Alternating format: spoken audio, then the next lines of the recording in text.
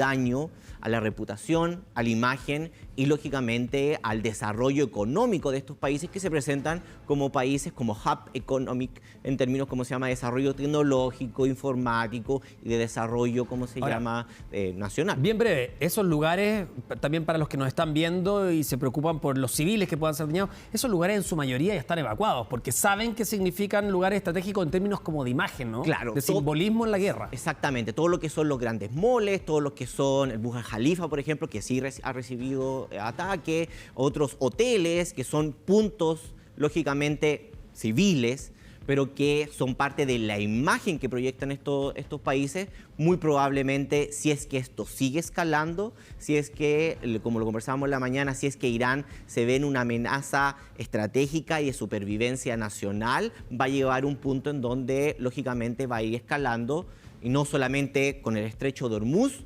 generándole un daño económico a la región, pero también al globo, sino también, lógicamente, haciéndole pagar los costos de haber albergado, lógicamente, las bases norteamericanas. Claro, son ahí múltiples las consecuencias económicas, políticas. No hay que dejar tampoco de lado ahí el factor religioso de lo que significa para el mundo chiita la figura del Ayatolá Ali Jamenei. Te queremos dar las gracias, Jorge. Sabemos que te tienes que ir, pero agradecerte aquí por habernos acompañado para entender mejor estos últimos acontecimientos que no sabemos ahí hasta dónde va a seguir escalando esta tensión ahí en Medio Oriente. Muchas gracias a ustedes y por la cobertura. Gracias. Muy bien. Vamos a seguir conversando con Maximiliano Olave para que nos cuente también a propósito de lo que se espera en las próximas horas y lo que recién nos decía Jorge. Maximiliano, mañana, día hábil, comienza nuevamente la actividad. ¿Qué es lo que se espera? Tú nos decías que te llamaba la atención que hubieran servicios de delivery, por ejemplo, transitando a esta hora. Mañana, por ejemplo, ¿cuál debería ser tu rutina en un día inusual, digamos, para el tiempo que llevas allá? Mira, ya mañana, para mí es domingo, nosotros trabajamos de lunes a viernes, así que vamos a ver cómo es mañana. Nosotros teníamos planeado salir, sobre todo llevar a conocer a mi familia acá, la zona, pero yo creo que nos vamos a quedar en este sector. Nos sentimos un poco más resguardados, hay una comunidad bien grande de personas, hay muchos edificios, muchos niños, entonces ahí también mi hija puede compartir un rato para liberar un poco la tensión. Ya el lunes vamos a ver, ya los colegios recibieron la información de que hasta el día miércoles, si no me equivoco, van a tener clases online, sobre todo para ir a resguardar a los chicos. Bueno, situación compleja, me imagino que hay un cambio de planes y también en el transcurso de la noche no hay mayor información, solamente buscar resguardo bajo techo, te quedas en tu casa con tu familia y mañana también esperar si es que hay alguna comunicación oficial dentro de la mañana, que debería ser así también para otorgarle tranquilidad, sobre todo a las personas que sí tienen que trabajar como día hábil, ¿no? Sí, o sea, al menos no he visto ninguna información de que, por ejemplo, los malls acá van a estar cerrados mañana. Los supermercados, por lo menos acá estuvo abierto casi horario normal. En otras zonas sí estuvieron cerrando antes, en algunos malls un poquito más turísticos. Y eso, o sea, de verdad me sorprende ver los delivery hasta ahora, sobre todo cuando estaban sonando las alertas. Yo no hubiera sido capaz de pedir algo. Así que eso, o sea, esperar que esto pare y que todos estemos un poco más tranquilos. Perfecto, Maximiliano, te queremos agradecer. Sabemos que allá es de madrugada, por tu tiempo, por haberte tomado tiempo para poder conversar con nosotros hasta ahora, y esperamos todos que la tensión pueda amainar allá en Medio Oriente y que todo pueda volver a la normalidad lo más pronto posible. Gracias, Maximiliano. Así es, gracias, Humberto, muchas gracias, que estés muy bien. Chao, igualmente. que estés bien.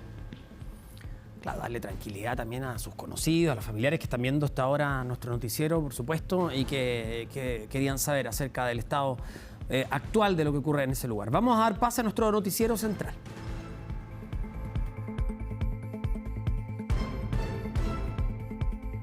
BCI.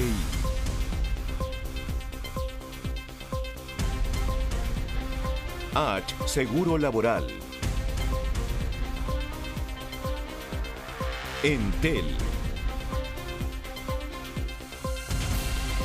Sodimac y Líder presentan Chilevisión Noticias.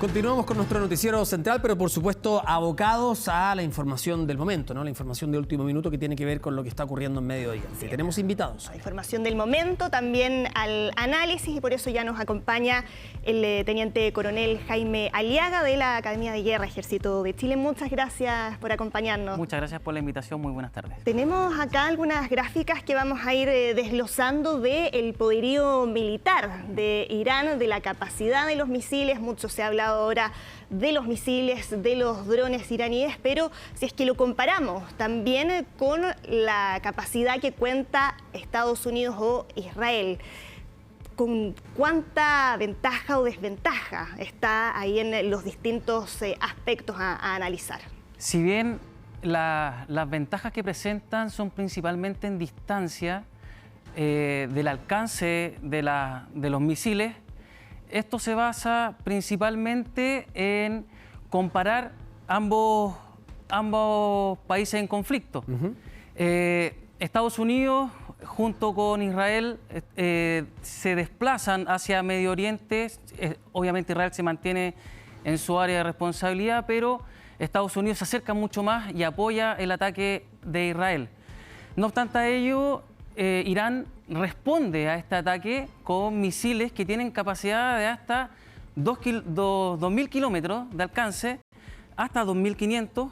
No obstante ello, estos misiles, si lo comparamos a nivel nacional, son unos alcances que pueden llegar desde Santiago hasta Iquique o desde Santiago hasta Arica. No más allá de eso. Es por ello que Irán opta en atacar las bases militares estadounidenses que se encuentran más cercanas a ellos. Claro, hacer daño a la estructura crítica, digamos, pero lo que queda más cerca, de acuerdo también a la capacidad que tienen de armamento. Estamos revisando ya esta gráfica para que podamos entender un poco, como usted nos decía, teniente coronel, cada uno de los misiles y cuál es el alcance de cada uno. Sí, ahí está Claro. en detalle, que es más o menos el rango que usted, teniente, ya nos mencionaba, algunos hasta casi 2.000 kilómetros de distancia.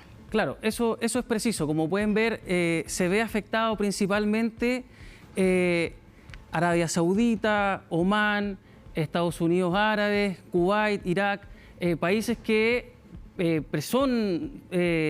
apoyan a Estados Unidos e Israel, y por eso Irán toma esta decisión drástica de atacarlos, ya que es el ataque inminente más cercano para poder Ahora, demostrar poderío también. Hay un caso particular que es interesante que lo acaba de nombrar, que es Omán. Que probablemente Omán corra una suerte distinta solo por haber ejercido en algún momento como mediador. En las últimas conversaciones por el programa nuclear que estaban también desarrollándose esta misma semana entre representantes de Estados Unidos e Irán. Efectivamente, se ve golpeado por esto, pero como les mencionaba anteriormente, el hecho de por qué es atacado es porque existen bases militares estadounidenses en su país.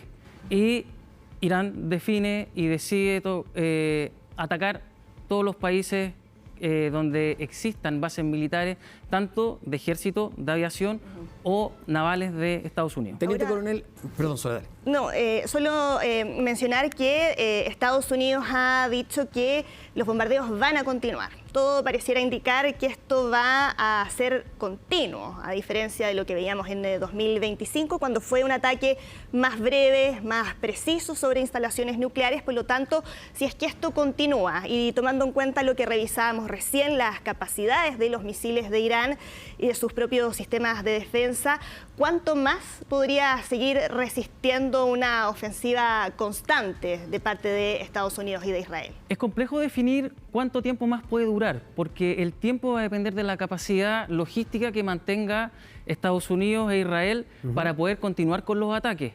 Y de la misma forma, ya Estados Unidos, al haber atacado a Irán, lo ha desgastado un poco y ha destruido sus principales plantas para la confección de los misiles con los que ellos mismos se defienden. Revisemos misil a misil. ¿Son conocidos a nivel mundial estos misiles? ¿Son misiles que tienen otras naciones también? Lo que estamos revisando, por ejemplo, partamos por ese que es el que tiene menor alcance. Qasem. Son misiles que, como lo acabas de mencionar, va a depender del alcance que tenga, el uso que le va a dar, obviamente, la nación que lo tenga. En este caso, no supera los 1.400 kilómetros y el radio que tiene impide que alcance países ya de Europa o pase a Asia, donde exista alguna nación que apoye el régimen o que apoye a Estados Unidos. ¿Nos podemos acercar un poco para tratar de explicarlo, señor director? Porque quizás puede ser más claro. Lo que estamos haciendo acá es dibujar un anillo con los colores que asignamos a cada uno de los misiles para entender también el radio que abarca cada uno de estos misiles y el poderío que tiene cada uno de ellos. Eso es correcto. Entonces, yo soy medio daltónico, soy fucsia, diría yo, ¿no? Sí. El Qasem, que son 1.400 kilómetros, es todo este anillo que va... Claro, el anillo por interno, que ¿no? se ve rosado interno. Claro. El segundo alcanza, son 500 kilómetros, 50 kilómetros más de los que tiene el anterior, y como pueden ver, alcanza un poco más el radio de acción para poder operar. Ahora, perdón, uno aquí ve este anillo, digamos, y lo centra en el medio de Irán. De todas maneras, por ejemplo, basta con el de 1.400, que es el que tiene menos alcance, pero si nos vamos incluso al Qadar H, que es lo que pasa es que estamos situando a Irán en el centro, Sí, pero si lo situamos, desplazáramos hacia allá, podría claro, alcanzar incluso países de Europa. Es correcto. Si tuviese las condiciones de poder alcanzar la frontera con Irak o con Kuwait, podrían alcanzar mucho más el radio, acercarse mucho más a Europa, a la Unión Europea. Claro, para entenderlo claramente, es distinto lanzar un misil desde acá que, como usted dice, desde la frontera con Irak, que desplaza ese Exacto. radio de alcance. Ahora, de igual manera no alcanza a llegar a Estados Unidos. No alcanza a llegar a Estados Unidos ninguno de los misiles que tiene Irán. Claro, que Donald Trump esta misma semana y en el discurso que dio, el discurso del Estado de la Unión, decía que, según ellos, Irán estaba, esto también en condicional lo digo, pero que estaría desarrollando un misil con capacidad para alcanzar a Estados Unidos. Ahora sí observamos los objetivos que mencionaba el mismo Donald Trump, que apuntaba a terminar con el programa nuclear, a destruir las instalaciones nucleares. También hablaba aquí del sistema de misiles y también de drones, que mucho se habla de los drones iraníes, que además son de bajo costo, ya lo hemos visto en la guerra de Ucrania, los famosos Shahed que Rusia le ha proporcionado, que Irán le ha proporcionado a Rusia, quiero decir. ¿Cuál es el costo de todo eso y cuán difícil sería para Estados Unidos terminar o destruir todo este arsenal? Y ahí sí nos puede también explicar en cuanto al costo y al alcance la diferencia de misiles y de drones. Claro, voy a partir respondiendo con la última pregunta que me hizo. ¿Cómo puede Estados Unidos destruir todos los drones que tiene Irán para poder continuar con su ofensiva? Es complejo porque hay que identificar con inteligencia dónde están ubicados los arsenales donde se guardan los drones o donde se realizan estos drones. Entonces, eso es lo complejo, identificar primero. Una vez que se identifica, obviamente, él va a poder realizar los ataques que se estimen.